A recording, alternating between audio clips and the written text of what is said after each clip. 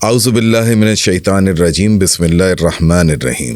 رمضان المبارک کی ایک اور پوڈ کاسٹ کے ساتھ میں ہوں واصف برنی، اور ہمیشہ کی طرح آج بھی اس NED اکیڈمی کی پوڈ کاسٹ کے اندر ہم نے ایک استاد محترم کو جو ہے مدعو کیا ہے۔ لیکچرر ہیں اور جیسے وہ کہتے ہیں کہ کیمیا دان ہیں، جس کو کہ اگر آج کی جنریشن کہے گی تو ایز اے کیمسٹ یا کیمسٹری وہ پڑھاتے رہے ہیں۔ اور ہمیشہ کی طرح میں کوئی توقف نہیں کروں گا اور سب سے پہلے آپ کو مہمان کی طرف لے کے چلوں گا، جو اپنا تعارف خود ہی کرائیں گے اور خود ہی کچھ باتیں ہم اور وہ ڈسکس کرتے رہیں گے۔ تو جی السلام علیکم۔ وعلیکم السلام سر، اپنا نام بتائیے گا پہلے۔ جی میرا پورا نام سید محمد عرفان علی ہے۔ عرفان صاحب، آپ نے جب ہمیں بتایا کہ آپ لیکچرر، اور ابھی اس سے پہلے جب ہماری گفتگو ہوئی تو پتہ چلا کہ کیمسٹری میں، تو کیمسٹری سوچا تھا کہ یہی کیمسٹری میں آپ نے کرنا، پڑھنا لکھنا ہے، یا بس بائی چانس ہو گیا؟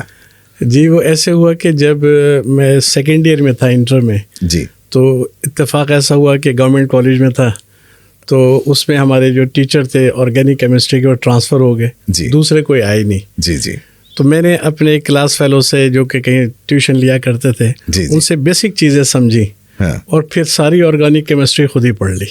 اچھا، تو اس سے مجھے احساس ہوا کہ میں اچھا لرن کر سکتا ہوں، ہو سکتا ہے اچھا میں امپارٹ بھی کر سکوں۔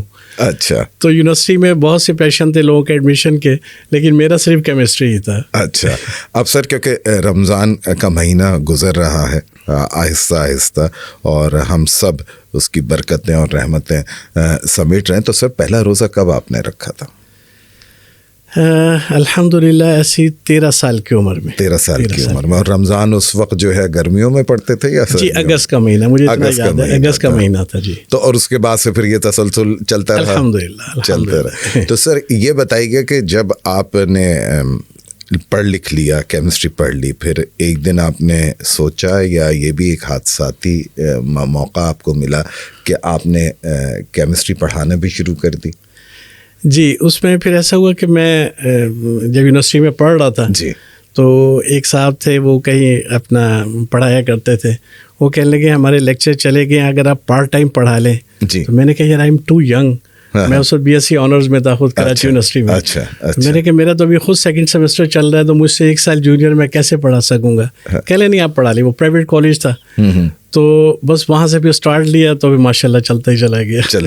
اچھا، میں اپنے دیکھنے والوں کو بھی بتاؤں کہ کیمسٹری کا اگر آپ کو ٹیچر اچھا مل جائے تو یہ بھی رحمت سے کم نہیں ہوتا، کیونکہ کیمسٹری سمجھنا بڑا مشکل کام ہے، اور سمجھانا میرا خیال ہے آپ بتائیں گے کہ اس سے زیادہ مشکل کام ہے۔ جی میں نے یہ محسوس کیا کہ عموماً جیسے مضمون خشک ہے تو اس کے ٹیچرز بھی خشک ہوتے ہیں، تو مجھے بہت ہی زیادہ جوائلی ہونا چاہیے اور بہت نرمی سے محبت سے بات کرنی چاہیے۔ وہ تو آپ کی گفتگو میں جو ہے دکھ رہا ہے کہ بہت آپ جو ہے نرمی سے گفتگو کر رہے ہیں۔ تو جب آپ پڑھاتے گئے، آگے بڑھتے گئے، تو پھر آپ نے جاب بھی اسی پڑھانے میں ہی اسٹارٹ کی، یا جاب کا بیک گراؤنڈ الگ ہے؟ جی لیکیلی پھر مجھے جو ہے وہ ابھی میرا فائنل رزلٹ نہیں آیا تھا یونیورسٹی کا ماسٹرز کا، تو اس سے پہلے انٹرویوز چلے تھے کیڈٹ کالج کے، پاکستان اسٹیل کیڈٹ کالج کے، تو میں نے وہ اپلائی کیا، الحمدللہ میرا وہاں پہ پھر اس طریقے سے ہو گیا، پھر وہ میرا کیریئر بن گیا۔ تو آپ نے جاب کہاں کی سر؟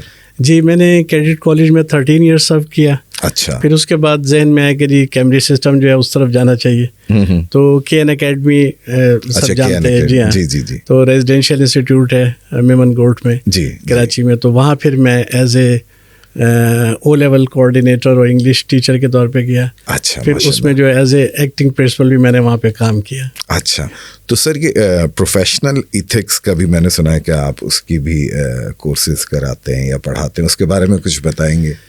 جی دیکھیں، یہ حدیث مبارکہ کا مفہوم ہے کہ تم سب جو ہے وہ ایک گڈریے کی طرح ہو۔ جی، کلکم راعون، کہ تم ایک راعی ہو، جسے گڈریا کہتے ہیں اردو میں، اور تم سے اپنے زیر دست جتنے بھی لوگ ہیں ان کے متعلق پوچھا جائے گا۔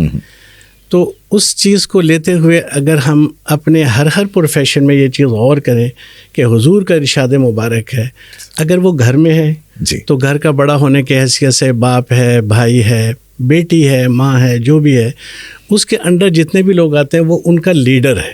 بالکل ایسا ہی ہے. تو پروفیشنل ایتھکس میں یہی چیز ہے کہ جو جس بھی پیشے سے منسلک ہے, جی, تو اللہ تعالیٰ نے اس کے لیے پوری اپرچونٹی رکھی ہے کہ وہ اپنے آپ کو اچھے طریقے سے ڈیلیور کر سکے. بالکل یہی ایتھکس سب سے بڑی. پھر آگے اس کی آگے پھر تعریف ہے, آگے اس کی تقسیم ہے, اور اس میں پھر آگے مہارت ہے جتنے بھی آپ پیدا کرتے چلے. تو اس سے آدمی کی پروفیشنل کیپیبلٹی پہ بڑا اچھا اثر پڑتا ہوگا, پازیٹیو. جی بالکل. سب سے پہلی تو یہ چیز ہے کہ جس سبجیکٹ میں آپ نے ماسٹرز کیا ہے یا جو آپ کا پروفیشن ہے اس میں آپ کو واقعی ماسٹرز ہونا چاہیے. اس کی اسکل, کوئی ویلڈر ہے, ٹھیک ہے, کوئی میسن ہے, بہت اچھی مثال ہے, تو وہ اپنے لحاظ سے اس میں مہارت پیدا کرے. پھر اپنے ساتھ والے لوگوں کا خیال کرتے ہوئے بالکل سلولی غیر محسوس طریقے سے ان کی ٹریننگ کرتا چلا جائے. صحیح. اب وہ یہ کیا کر رہے ہیں, وہ ایکچولی اپنے آپ کو اپ گریڈ کر رہے ہیں. ہاں. اللہ تعالیٰ اس کو پھر اسی طریقے سے اوپر آگے بڑھاتا چلا جاتا ہے. بس ایک چھوٹا سا میں ایک جملہ کہوں گا کہ پروفیشنل ایتھکس جو ہے وہ لیڈرشپ کے ساتھ منسلک ہے. جب اپنے آپ کو انسان لیڈر سمجھنے لگے تو پھر وہ برداشت کرنا بھی سیکھ لیتا ہے, وہ اچھے طریقے سے بات کرنا بھی سیکھ لیتا ہے, سخت باتیں بھی وہ سن لیتا ہے جونیئرس کی, بڑوں کو بھی سمجھا لیتا ہے. پھر اللہ تعالیٰ سمجھ لے کہ اس کا ہاتھ پکڑ لیتا ہے. بالکل بالکل.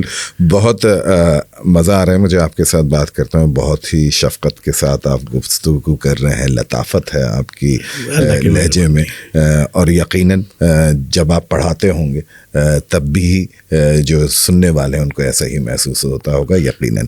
مگر کیونکہ آپ کو پتہ ہے کہ رمضان کا مہینہ ہے اور ٹائم بڑا شارٹ ہے, تو ایک سب سے پروگرام کے آخر میں آپ اپنے آڈینس کو رمضان کے حوالے سے, پروفیشنل ایتھکس کے حوالے سے کوئی بھی میسج دینا چاہیں تو اپنے آڈینس کو دیجیے گا. جی میں یہی گزارش کرنا چاہوں گا کہ جیسے قرآن پاک میں متعدد بار یہ ذکر ہے کہ تقوی کی زندگی کو اختیار کرو, واتقوا اللہ, اور اس کے پھر آگے بہت ساری صورتیں ہیں.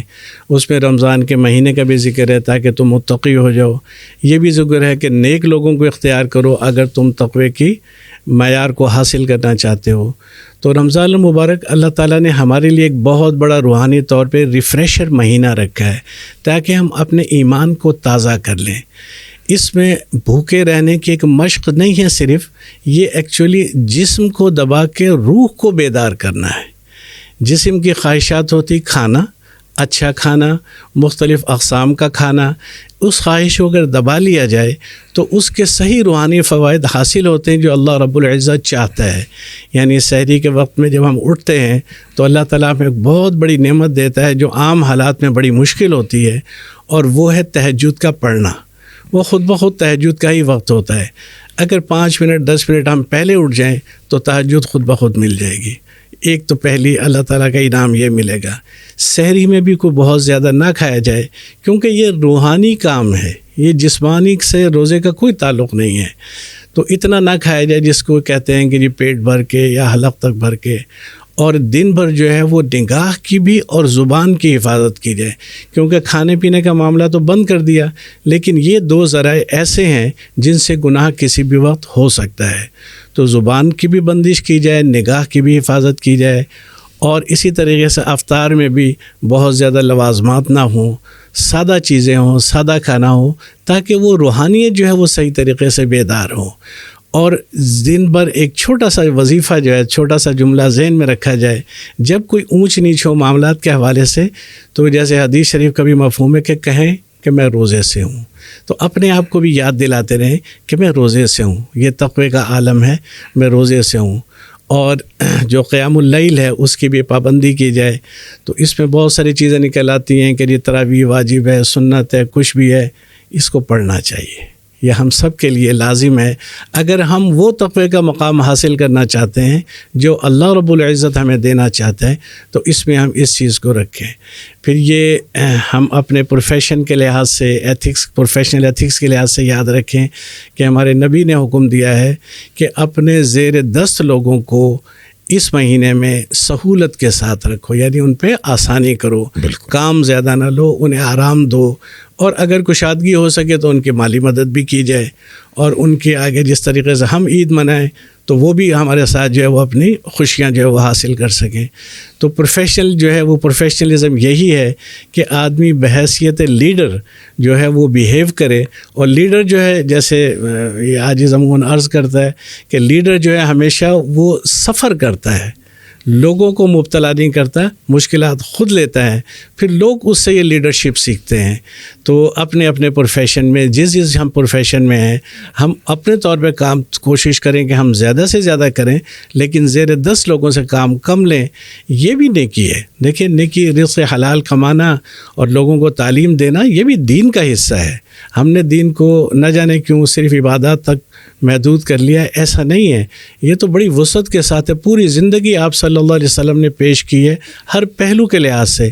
کوئی پہلو ایسا نہیں ہے دنیا میں جس کی مثال سیرت مبارکہ صلی اللہ علیہ وسلم سے نہ ملتی ہو۔ تو ہم سیرت کی جو ہے وہ تعلیم بھی حاصل کریں، اس کو سیرت کو پڑھتے رہیں، ایک دفعہ ختم کر لیں تو پھر دوبارہ شروع کر لیں۔ یہی ہماری ابتدا ہے، یہی ہماری انتہا ہے۔ اللہ تعالیٰ قبول فرمائے۔ اور بہت شکریہ سر آپ کا اس پوڈ کاسٹ میں آنے کا۔